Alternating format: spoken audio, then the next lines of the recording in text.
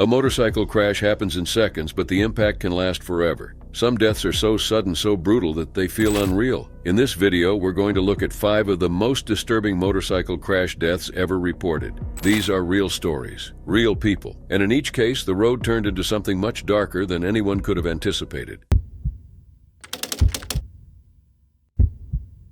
It was July 31st, 2017 in Vladivostok, Russia. Olga Pronina, a 40-year-old single mother and hairdresser, was riding her Bavarian Motorworks S1000RR at high speed through the city. Online, she was known as Monica 9422, a social media figure followed by over 200,000 people. To her fans, she was more than a biker. She was bold, fearless, and driven by adrenaline. Olga had spent years becoming Russia's most recognized female motorcyclist. Her Instagram was filled with risky stunts, standing on the seat while riding, leaning sideways at high speed, or drinking from a straw mid-ride, often in minimal clothing. She fully embraced the image of a confident woman unafraid to push limits, but this ride would be her last. Olga started riding motorcycles when she was 21. It quickly became more than just a hobby. She once wrote that riding gave her strength and helped her through difficult times. It made her feel alive and gave her something to hold on to during personal struggles. Her videos were dramatic and risky. In one, she rode sideways in a dress, blowing a kiss to the camera. In another, she stood on the seat while racing down the road. Although she warned followers not to copy her, she continued pushing herself.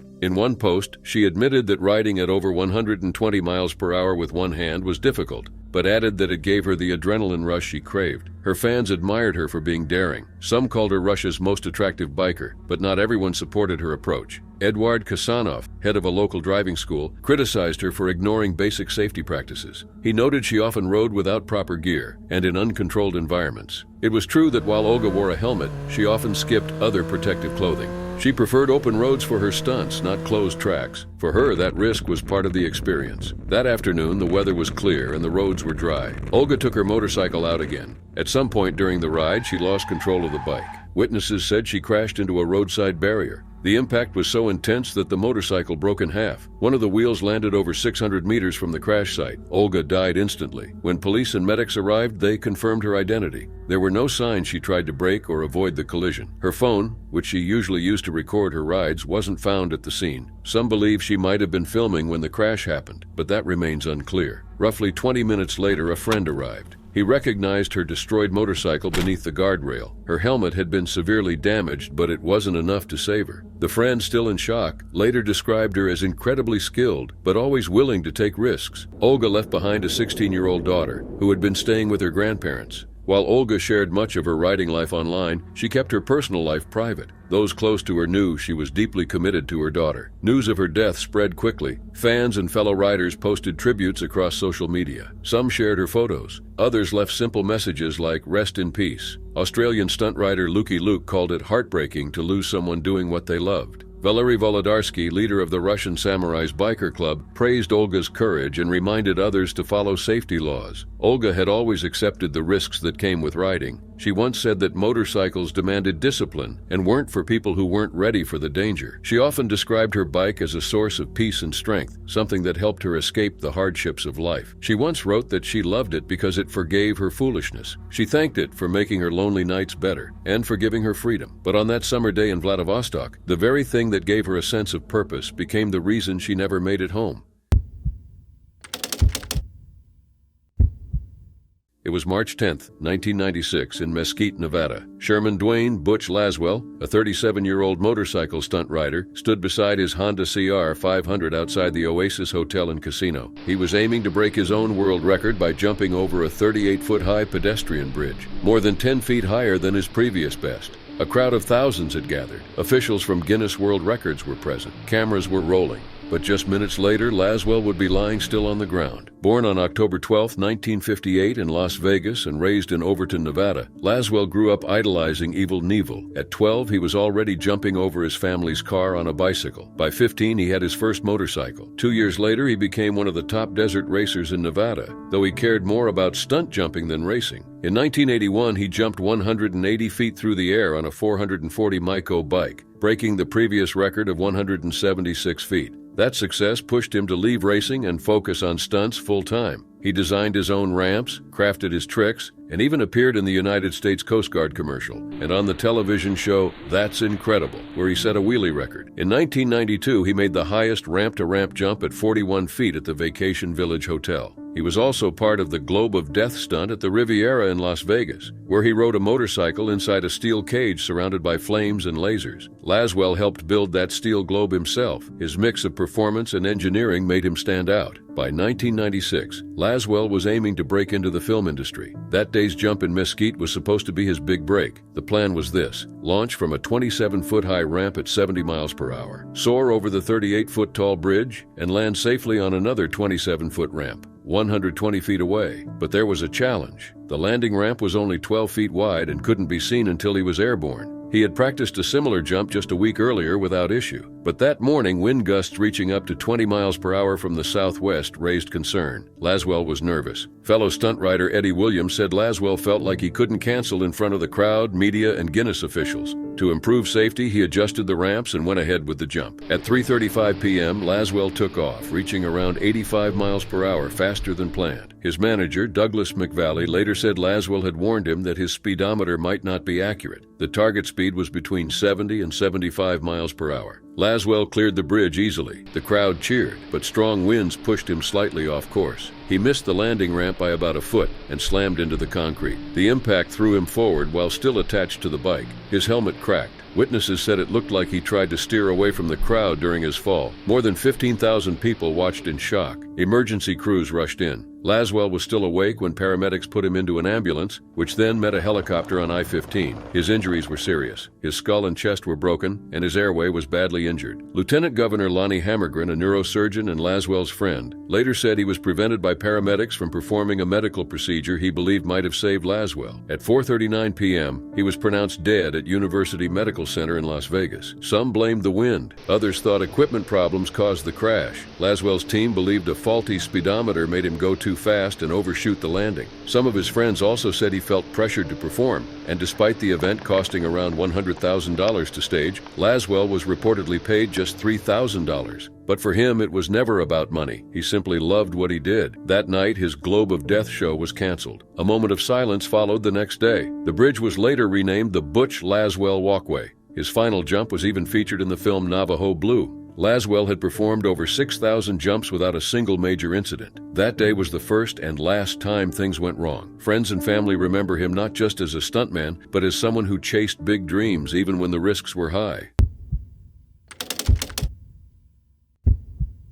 It was August 14, 2017, in downtown Vancouver, Canada. Sequana Joy Harris, known to friends as SJ, was standing next to her motorcycle on the set of Deadpool 2. She had been chosen to double for actress Zazie Beetz, who played the character Domino. This was her first film stunt and a big career moment. SJ wasn't just any rider. She was the first African-American woman licensed as a professional motorcycle road racer. But the day ended in tragedy. Born on December 11, 1976, and raised in Brooklyn, Harris didn't start riding until 2009. She began racing competitively in 2012 and earned her license the next year. By 2014, she had made history and even formed her own team, Threader Racing. She raced under the number 24 and used her platform to encourage more women and black riders to enter the sport. In 2017, she was competing in the Championship Cup Series, winning races and earning respect in the racing world.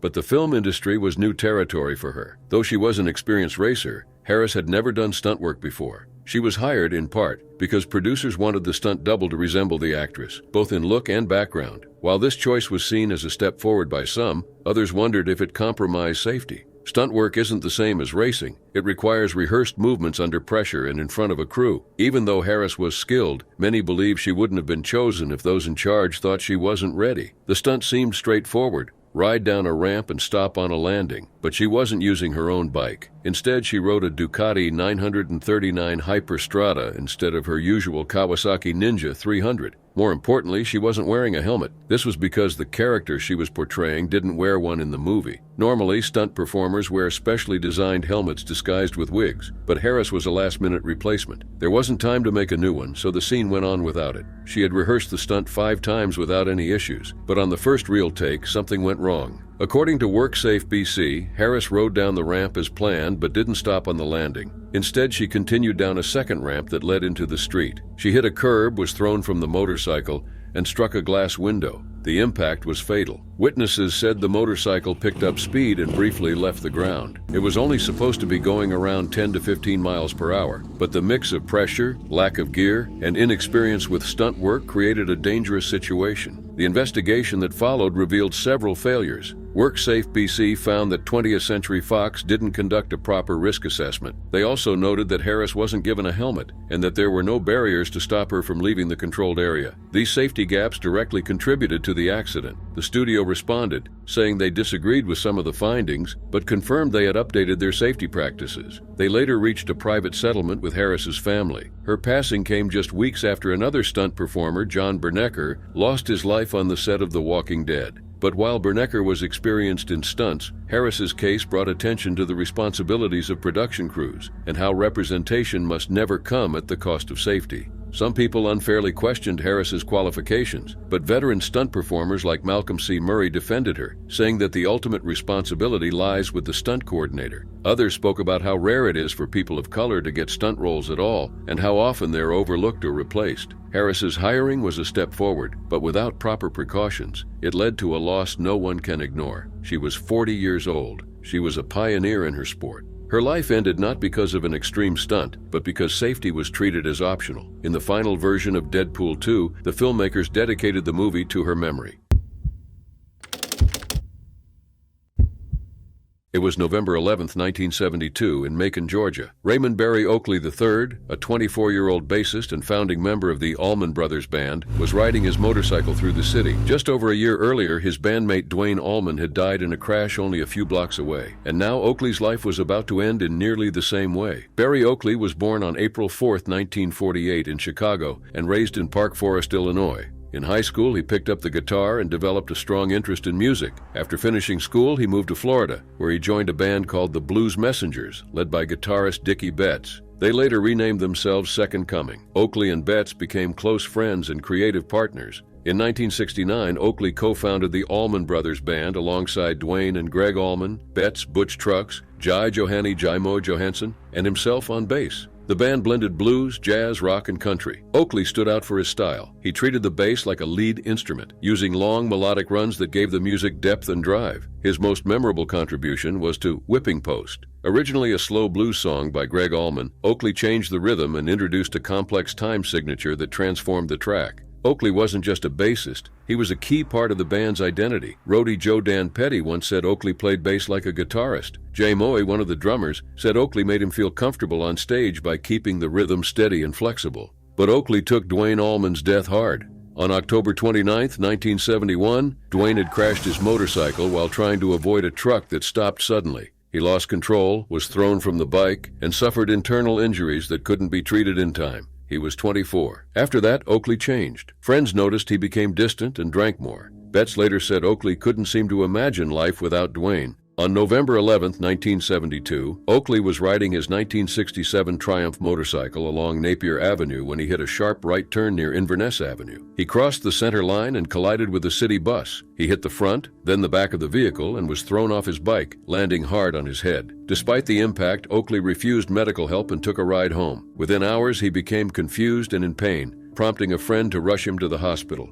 Doctors discovered a fractured skull and brain swelling. Despite their efforts, it was too late, and they later said the injury was so severe that even immediate care might not have saved him. He was 24, the same age Duane had been when he died. The similarities were unsettling. Both died in motorcycle crashes, thrown from their bikes just 3 blocks apart in Macon. They were buried side by side at Rose Hill Cemetery, a place that had inspired some of their music. Before his passing, Oakley recorded final tracks like Wasted Words and Ramblin' Man for the Brothers and Sisters album. His earlier work on At Fillmore East, Idlewild South, and Eat a Peach helped define Southern rock. His playing wasn't just supportive, it helped steer the band creatively. To honor him, Georgia named a bridge the Raymond Barry Oakley III Bridge, with the road leading to it called Duane Allman Boulevard. Their friendship, music, and final resting place remain deeply connected. Barry Oakley left behind more than just songs. He left a sound that still moves people. He and Duane Allman, forever linked in life and after. It was July 8, 1999, just outside Ojai, California. Charles Pete Conrad, a 69-year-old former astronaut, was riding his motorcycle along Highway 150. He was leading a group that included his wife, Nancy, and a few close friends. They were headed to Monterey for a relaxed trip. Pete rode ahead on his 1996 Harley-Davidson, enjoying the winding roads. But that ride would be his last. Pete wasn't just a weekend rider. He was a former test pilot, naval aviator, and one of National Aeronautics and Space Administration's most experienced astronauts. He had flown in space 4 times, walked on the moon during Apollo 12, and led a crucial mission to save the Skylab space station. Still, all of that couldn't stop what happened next. While taking a gentle curve just 3 miles east of Ojai, Pete lost control of his motorcycle. Witnesses later confirmed he was riding safely, below the speed limit, wearing his helmet and protective gear. But the bike suddenly slipped. He veered too far and hit the pavement. His friends rushed to help. Pete was conscious and able to speak, so at first the injuries didn't seem too severe. He was taken to Ojai Valley Hospital, but within hours doctors found internal injuries in his chest and stomach area. Despite surgery, he passed away at 5:07 p.m., 5 hours after the accident. Word of his death spread quickly. The National Aeronautics and Space Administration lowered its flags to half-staff in Florida and Texas. Many remembered Pete not just as a skilled astronaut, but also as someone full of life and humor. Pete Conrad was born in Philadelphia on June 2, 1930. As a child, he was fascinated by flying. He built model planes and worked at a local airfield to pay for flying lessons. He flew solo at 16. Though he struggled with dyslexia, something not well understood back then, he graduated from Princeton with a degree in aeronautical engineering. He was the first Ivy League graduate to become an astronaut. He joined the Navy, became a fighter pilot, and trained as a test pilot at Patuxent River. That training later helped him stay calm under pressure in space missions. Pete joined the National Aeronautics and Space Administration in 1962. His first space flight was Gemini 5 with Gordon Cooper. That 8-day mission showed people could survive long enough in space to reach the moon. His second mission, Gemini 11, broke records by reaching the highest Earth orbit at the time, 850 miles up. Then came Apollo 12 in 1969. Just 4 months after Neil Armstrong's historic walk, Pete became the third man on the moon. He and Alan Bean landed in a spot called the Ocean of Storms. Pete stayed lighthearted, even humming tunes while collecting lunar rocks. They spent 31 hours on the moon and brought back 75 pounds of material. They also collected pieces from Surveyor 3, a robotic probe that had landed earlier. Their landing site, just 600 feet from Surveyor, proved astronauts could land with extreme precision. In 1973, Pete led the Skylab 2 mission. Skylab had been damaged before launch. Pete and his team managed to fix the overheating and jammed solar panels, saving the space station. They stayed in orbit for 28 days, setting a new endurance record. After retiring from National Aeronautics and Space Administration and the Navy that same year, Pete worked in the private sector. He supported early efforts in cable television and later contributed to aerospace projects, hoping to make space travel more accessible. He lived boldly. He loved speed, cars, bikes, boats, and once said he enjoyed anything that moves. He also cared deeply about inspiring younger generations. He even helped create a comic book character called Commander Pete. Pete was buried at Arlington National Cemetery with full honors. Willie Nelson played Amazing Grace at the service. The National Aeronautics and Space Administration later planted a tree in his memory at the Johnson Space Center. At Pete's request, that tree is lit with red lights every Christmas, a reflection of his unique spirit. Pete Conrad lived an extraordinary life. He pushed limits on Earth and beyond. In the end, it wasn't a mission or a flight that ended it, but a simple turn on a quiet road.